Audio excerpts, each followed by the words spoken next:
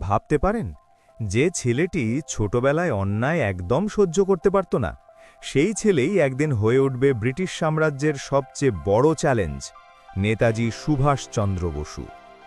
1897 সালের 23 জানুয়ারি উড়িষ্যার কটকে জন্ম নেন সুভাষচন্দ্র বসু।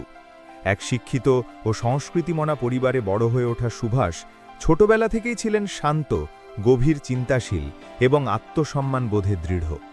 স্কুল জীবনে তিনি ছিলেন অসাধারণ মেধাবী ছাত্র, কিন্তু শুধু পড়াশোনাই নয়, অন্যায় দেখলেই তার ভিতরে জেগে উঠত প্রতিবাদের আগুন। প্রধান শিক্ষক বেণীমাধব দাস তার মনে দেশপ্রেম ও নৈতিকতার শক্ত ভিত তৈরি করে দেন। কৈশোর বয়সেই স্বামী বিবেকানন্দের আদর্শ তাকে গভীরভাবে প্রভাবিত করে।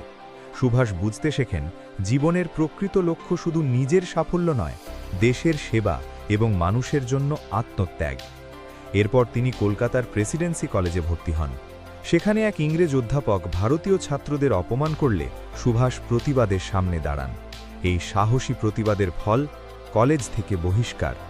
কিন্তু এটাই ছিল তার জীবনের মোড় ঘোরানো মুহূর্ত। সেদিনই জন্ম নিয়েছিল এক ভবিষ্যৎ বিপ্লবীর মানসিকতা। শৈশবের সেই সাহস, আত্মসম্মান আর দেশপ্রেমী পরে তৈরি করেছিল ভারতের অগ্নিপুরুষ নেতাজি সুভাষচন্দ্র বসুকে। জয় হিন্দ।